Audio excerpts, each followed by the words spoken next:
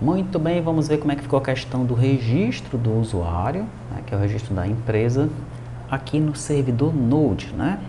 Lá no Flutter aparece uma tela para o usuário se registrar, ele lê os termos de uso, marca lá se ele é MEI ou não, marca que ele aceita os termos de uso, clica no botão confirmar. Daí aqui o servidor ele grava alguma coisa no banco de dados da retaguarda, manda um e-mail para o cara com um código, tá? O cara pega esse código, coloca numa caixinha lá no Flutter, essa caixinha ela gera um método que vem no servidor de novo, que confere se esse código está certo, grava alguma coisa no banco da retaguarda, manda um objeto para o cliente, que grava esses dados localmente e libera a aplicação para o cara usar. Então vamos ver esse passo a passo aqui agora. Eu tenho um método registrado na empresa controller, que recebe o CNPJ na URL, e no cabeçalho da requisição ele recebe a operação e o código de confirmação, e no corpo da requisição ele recebe um objeto empresa, tá? Então, dependendo dessa operação que o cara mandar, eu vou chamar um método, um de 3 métodos do meu service, tá? Se a operação for registrar, eu chamo o método registrar. Se for reenviar e-mail, eu chamo o método enviar e-mail confirmação. E se for confirmar código, eu chamo o método conferir código confirmação, passando a empresa e o código de confirmação. Então vamos lá, vamos começar com o método registrar, né? O que é que ele faz? Aqui, empresa service, método registrar, tá aqui ele, ó. Nós nos conectamos, verificamos se a empresa existe, tá? Se a empresa existir, eu vou gravar registrado como pendente, ó, tá? E mando o e-mail para o cara, ó. Beleza? Se o cara, por um acaso, fechar a aplicação e entrar de novo, tá? E clicar em se registrar de novo, quando chegar aqui eu vou verificar que a empresa ela já está pendente, ou seja, o registrado não é diferente de IP, então ele não entra aqui de novo, tá? Ele só entra aqui neste bloco de código caso o registrado seja diferente de P, e ele vai ficar P quando nós entrarmos aqui pela primeira vez, tá bom? Daí ele envia o e-mail de confirmação, né? Esse enviar e-mail de confirmação está aqui embaixo, ó. Esse enviar e-mail de confirmação, né, a primeira coisa que a gente tem que fazer é gerar um código, para eu mandar esse código para o cliente, não é isso? O código vai ser a concatenação do CNPJ da empresa com uma chave. Essa chave está dentro de constantes, ó. Deixa eu clicar aqui, chave, constantes, pronto, dentro de constantes, ó, tem uma chave. Sua chave de 32 caracteres aqui. Vou até colocar um to-do aqui, alterar quando for para produção, que é para a gente não esquecer, tá? Então veja só, ele pega essa chave, concatena com o CNPJ e gera um MD5, tá bom? Então esse código aqui ninguém nunca vai saber, só o cara da empresa que vai recebê-lo no e-mail, tá? Eu não gravo esse código no banco da retaguarda e muito menos no banco de dados local, lá no SQLite. Tá? Esse código só é mandado para o e-mail do cara por uma questão de segurança. Daí eu gero aqui, ó, um corpo HTML para mandar para o cara, como você viu no e-mail que eu mostrei lá na videoaula do Flutter, né? Olá, objeto nome de fantasia, parabéns pelo seu cadastro na aplicação, informe o seguinte código, ó, daí eu mando o código aqui para ele. Atenciosamente, equipe T2TI, você vai formatar isso aqui de acordo com a sua necessidade, tá? Daí eu chamo o método enviar e-mail da biblioteca, passando o assunto, o e-mail da empresa e o corpo. O que é que faz o método enviar e-mail da biblioteca? Biblioteca, método enviar e-mail, tá aqui, ó, tá?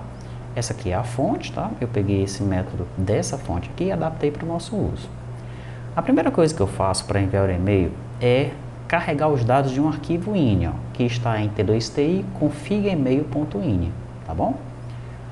Esse arquivo ini você vai receber no repositório, na pasta backend arquivos config, ó. Nessa pasta tem o arquivo config-email.ini, tá?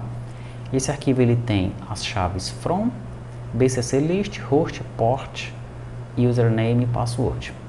O que é isso? Bom, para eu ficar mandando esse e-mail para os usuários, eu criei uma conta no Gmail, tá bom? Criei lá, enviar, conferir código @t2ti.com, não, conferir código, T2TI, conferir código, @gmail.com. Foi algo assim, tá bom? Daí, aqui eu coloco a minha conta do Gmail, aqui uma cópia oculta, se eu quiser mandar para um outro e-mail, para eu ficar verificando quais são os e-mails que estão sendo enviados, tá? Isso aqui você não mexe, se você criar essa conta no Gmail, a porta você não mexe, minha conta é a conta que você criou e senha é a senha que você colocou lá. Daí, se você criar essa conta no Gmail, tem uma opção de segurança lá onde você vai marcar para ele permitir que aplicações menos seguras acessem a conta. Se você não marcar isso daí, inclusive ele vai dizer, rapaz, não marca isso, né? Não marca isso porque não tem segurança, papapá, enfim, você tem que marcar isso daí, senão você... Eu carrego esses dados desse arquivo INI aqui, ó. Mas por que você está usando um arquivo INI? Por que você não usou isso daí no JSON? Porque eu estou fazendo 5 servidores diferentes, né?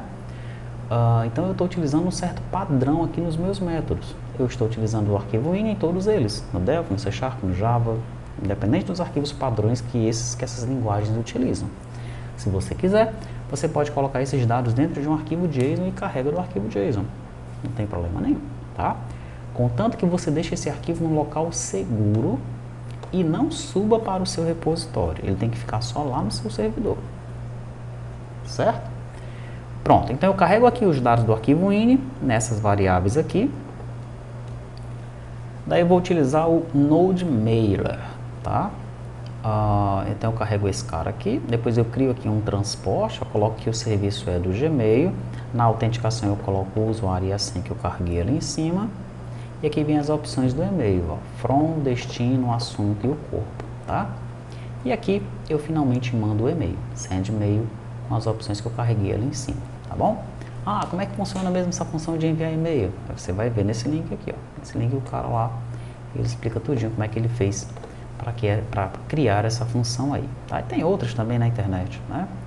Enfim, esse tipo de função a gente vai lá, pega, testa, funcionou, parece seguro, tá segura, tá? Pronto, deixa lá na sua biblioteca e começa a utilizar, tá? Você abstrai esse tipo de coisa. O importante é fazer o ERP, que é só uma ferramentazinha que a gente pega na internet, coloca lá para funcionar, é como se fosse um parafuso, né? Precisa desse parafuso, vai ali no depósito, compra, coloca lá e acabou-se. Mas como é que eu fabrico um parafuso? Você não vai chegar nesse mérito, tá certo? Pronto, voltando aqui então, mandei o e-mail. O que é que falta agora? Falta o terceiro método, que é conferir o código, né? Daí o cara recebeu o código no e-mail, colocou lá naquela caixinha, nós viemos aqui no servidor para conferir o código. Como é que eu faço isso? Eu gero o código de novo aqui, ó. Daí eu testo se o código que eu estou gerando é igual ao código que ele me mandou. Se for, eu pego a empresa, coloco o registrado para sim, coloco a data do registro, coloco a hora do registro, salvo esse objeto e mando ele para o cliente. Daí lá no cliente eu vou salvar também no registro local que a empresa está registrada, coloco a data do registro e a hora do registro, tá? E o sistema é liberado para o cliente. Tranquilo? Então é assim que funciona essa questão aí do registro aqui no nosso servidor Node, tá?